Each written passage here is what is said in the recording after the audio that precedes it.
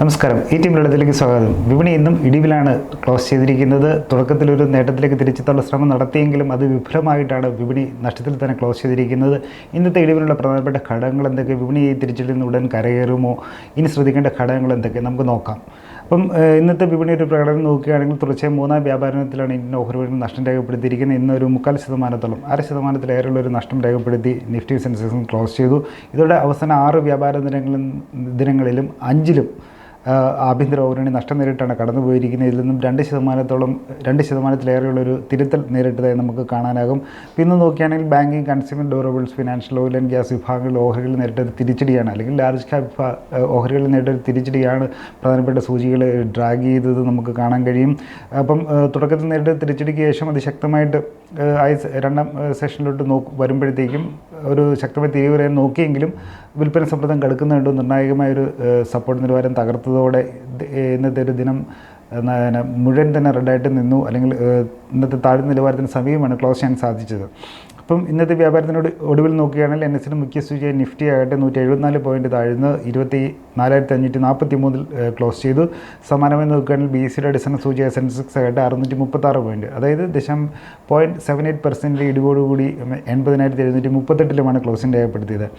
അപ്പം ഇന്നത്തെ ഒരു ശ്രദ്ധേയമായൊരു നീക്കമെന്ന് പറയാൻ കഴിയുന്നത് ബാങ്കിങ് സെക്ടറിനെയാണ്. ഇന്നത്തെ വ്യാപാരത്തിനിടെ ഒരു പുതിയൊരു ഓൾ ടൈം ഹൈ കുറിക്കാൻ NSEയിലുള്ള ബാങ്കിങ് ഓഹരികളുടെ ഒരു പൊതുസൂചിയായ ബാങ്ക് നിഫ്റ്റി അല്ലെങ്കിൽ നിഫ്റ്റി ബാങ്കിന് ഇന്നൊരു new all time high create ചെയ്യാൻ സാധിച്ചു.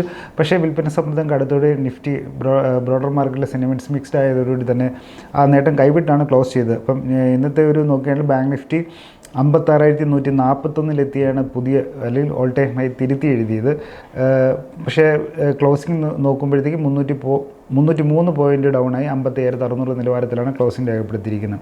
അപ്പോൾ ഇന്നത്തെ ഒരു വ്യാപാരത്തിൽ അല്ലെങ്കിൽ ചൊവ്വാഴ്ചത്തെ വ്യാപാരത്തിൻ്റെ ഇന്ത്യൻ വിപണി പ്രധാനമായും പ്രതികൂലമായി ബാധിച്ച ഘടകങ്ങൾ ഏതൊക്കെയാണ് നോക്കുകയാണ്. ഒന്ന് FI സെല്ലിംഗ് തന്നെയാണ്.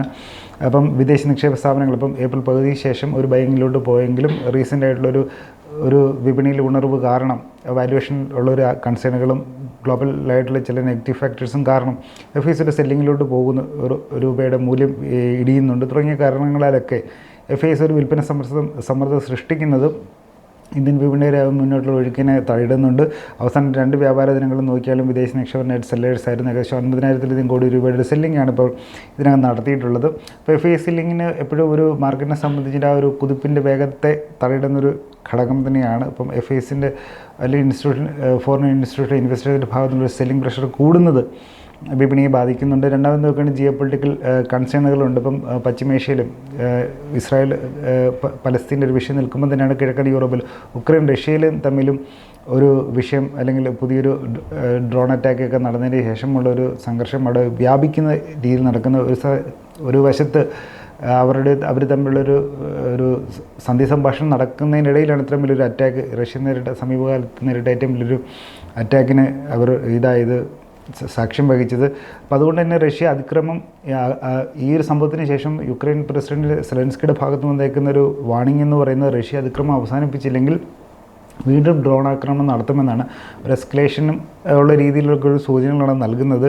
അതേസമയം തന്നെയാണ് ഇസ്രായേലിൻ്റെ ഒരു വിഷയം നിൽക്കുമ്പോൾ തന്നെയാണ് ഇപ്പുറത്ത് ഇറാൻ US തമ്മിലുള്ള ആണവ കരാറുമായി ബന്ധപ്പെട്ട ചർച്ചകളിൽ US മുന്നോട്ട് വെച്ച നിർദ്ദേശങ്ങൾ ഏകദേശം നിരാകരിക്കുന്ന രീതിയിലേക്കുള്ള ഇറാൻ ഒരു പൊസിഷൻ എടുക്കുന്നത്. അപ്പോൾ ഇതെല്ലാം ഒരു ജിയോ പൊളിറ്റിക്കൽ കൺസേൺ വർദ്ധിപ്പിക്കുന്ന ഒരു ഘടകം തന്നെയാണ്. അപ്പോൾ ഇതും മാർക്കറ്റിൻ്റെ സെൻറ്റിമെൻറ്റ്സിനെ ബാധിക്കുന്നതിന് ക്രൂഡ് ഓയിൽ വിലയൊക്കെ ഉയരുന്നുണ്ട്.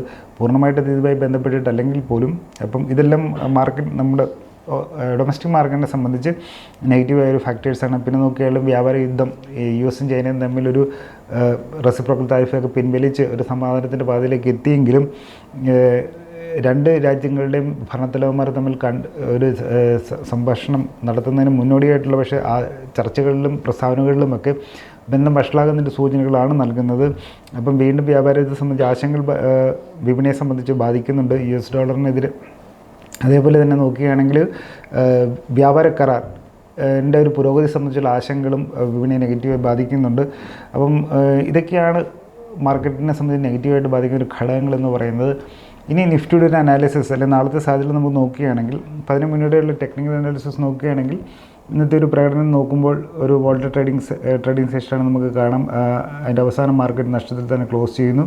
ഒരു 0.5% നഷ്ടം പ്രധാനപ്പെട്ട ഒരു സൂചികളിൽ നിഫ്റ്റിയിൽ കാണാനാകും. അപ്പോൾ തുടക്കത്തിലൊരു മുന്നേറ്റത്തിന് ശ്രമിച്ചെങ്കിലും ആദ്യ സെഷനിൽ തന്നെ ഒരു ചാഞ്ചാട്ടത്തിൻ്റെ പാതയിലേക്ക് വീണു. നിർണായകമായ ഒരു സപ്പോർട്ട് ഷോർട്ട് ടൈം നിലവാരം, ഒരു ഹ്രസ്വകാല സപ്പോർട്ട് നിലവാരമായ 20-day EMA നിലവാരം തകർക്കപ്പെട്ടതോടെ അതായത് ഇന്നത്തെ ഒരു രണ്ടാമത്തെ സെഷനിൽ നോക്കുമ്പോൾ മുഴുവൻ ഒരു മാർക്കറ്റ് നെഗറ്റീവിൽ തന്നെ നിന്നു. ഒരു നെഗറ്റീവ് ടോണാണ് പുറത്തേക്ക് വരുന്നത് നമുക്ക് കാണാൻ കഴിയും. അങ്ങനെ ഇവഞ്ച്വലി നോക്കുമ്പോൾ 24,530 നിലവാരത്തിൽ നിഫ്റ്റി ക്ലോസ് ചെയ്തു. അപ്പോൾ ഇതിൽ ശ്രദ്ധിക്കാനുള്ളത്, അപ്പം ഈ ഷോർട്ട് ടൈം ഒരു സപ്പോർട്ട് സോണായിട്ടുള്ള 20-day EMA, അതായത് 20 ദിവസത്തെ ഒരു എക്സ്പൊണൻഷ്യൽ മൂവിങ് ആവറേജ് നിലവാരം കഴിഞ്ഞ 1.5 മാസത്തിനുള്ളിൽ ആദ്യമായിട്ടാണ് ഒരു തകർക്കപ്പെടുന്നത്.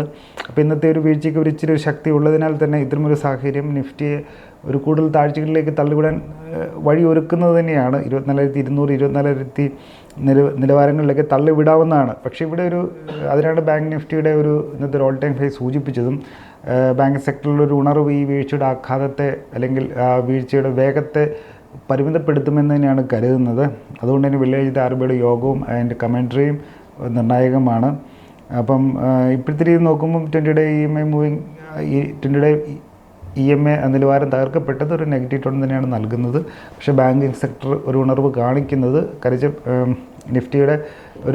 നിഫ്റ്റി ഇൻഡെക്സിൽ ഗണ്യമായിട്ടുള്ള ഒരു വെയിറ്റേജ് ഫിനാൻഷ്യൽ ബാങ്ക് സെക്ടർ ഓഹരികൾക്കുള്ളതിൻ്റെ ഒരു അർത്ഥം വെച്ചത് പറയുന്നതാണ്. ഇനി നാളെ എന്തെന്ന് നമുക്ക് നോക്കുകയാണെങ്കിൽ, ടെക്നിക്കലി പറയുകയാണെങ്കിൽ ഷോർട്ട് ടൈം സപ്പോർട്ട് എന്ന് പറയുന്നത് 24,500 നിഫ്റ്റിയുടെ 24,500. അപ്പോൾ ഇതിന് താഴെയാണ് നാളെ നിൽക്കുന്നതെങ്കിൽ കൂടുതലൊരു സെല്ലിംഗ് പ്രഷർ അനുഭവപ്പെടാം. കൂടുതൽ ലോങ്ങുകളൊക്കെ ഒഴിവായി ഷോർട്ട് സെൽ പൊസിഷൻസൊക്കെ എടുക്കാനുള്ളൊരു സാധ്യതയുണ്ട്. അങ്ങനെ ഉണ്ടെങ്കിൽ 24,200 നിലവാരങ്ങളിലേക്കാകാം ആദ്യം നിഫ്റ്റി പോകുന്നത്. തുറന്നിട്ട് ബാക്കിയുള്ള ഡെവലപ്മെൻറ്റ് അനുസരിച്ചിട്ടാണ് ബാക്കി പറയാൻ കഴിയുക. എന്നാലും 24,500 ഷോർട്ട് ടൈം സപ്പോർട്ട്. അപ്പോൾ നാളത്തെ ട്രേഡിങ്ങിൻ്റെ ഇടയിൽ 24,500 താഴെയാണ് സസ്റ്റെയിൻ ചെയ്യുന്നതെങ്കിൽ സെല്ലിംഗ് പ്രഷർ കൂടാം, ഷോർട്ട് സെൽ പൊസിഷനുകൾ വർദ്ധിക്കാം. ഇതെല്ലാം വിപണിയുടെ നിഫ്റ്റിയുടെ മുന്നോട്ടുള്ള പോക്കിനെ സ്വാധീനിക്കുന്ന ഘടകങ്ങൾ തന്നെയാണ്. ഇനി മറുവശത്ത് നോക്കുകയാണെങ്കിൽ 24,500 നിലവാരം ഹോൾഡ് ചെയ്യാൻ സാധിക്കുന്നുണ്ടെങ്കിൽ ഒരു റിക്കവറിക്ക് ഉള്ളൊരു സാധ്യതകളുണ്ട്. 24,700, 24,750 നിലവാരങ്ങളിലേക്ക് നിഫ്റ്റി വീണ്ടും ഉയർത്തപ്പെടാമെന്നാണ് കരുതുന്നത്. ഇപ്പോൾ എന്തായാലും 24,500 നാളത്തെ ഡിസൈഡിങ് ആയിട്ടുള്ള ലെവൽ. ഇതിൻ്റെ താഴെ തുടരുകയാണെങ്കിൽ സെല്ലിംഗ് പ്രഷർ വരാം, കൂടുതൽ ഷോർട്ട് സെൽ പ്രശ്നങ്ങൾ വരാം. അതേസമയം 24,500 മുകളിൽ നിൽക്കുന്ന രീതിയിൽ ഒരു ഓപ്പണിംഗ് കിട്ടിയതിന് ആ ഒരു ട്രേഡ് സസ്റ്റെയിൻ ചെയ്യാൻ സാധിക്കുന്നുണ്ടെങ്കിൽ 24,700 നിലവാരം തിരികെ പിടിക്കാനുള്ള ശ്രമം നിഫ്റ്റിയിൽ നമുക്ക് കാണാനാകും എന്നാണ് പ്രതീക്ഷിക്കുന്നത്. ഇപ്പോൾ എന്തായാലും നിലവിലത്തെ സാഹചര്യത്തിൽ നോക്കുകയാണെങ്കിൽ സ്റ്റോക്ക് സെലക്ഷനും ട്രേഡ് മാനേജ്മെൻറ്റിലും വളരെയധികം ജാഗ്രത പാലിക്കണമെന്ന് തന്നെയാണ് പറയാനുള്ളത്.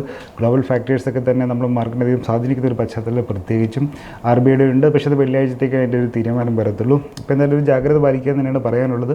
ഞാനൊരു സെബി രജിസ്ട്രേഡ് അനലിസ്റ്റ് ഒന്നുമില്ല. മാർക്കറ്റുമായി ബന്ധപ്പെട്ട കാര്യങ്ങളുടെ അക്കാഡമിക് പ്രൊഫസർ ചെയ്തതെന്ന് മാത്രം.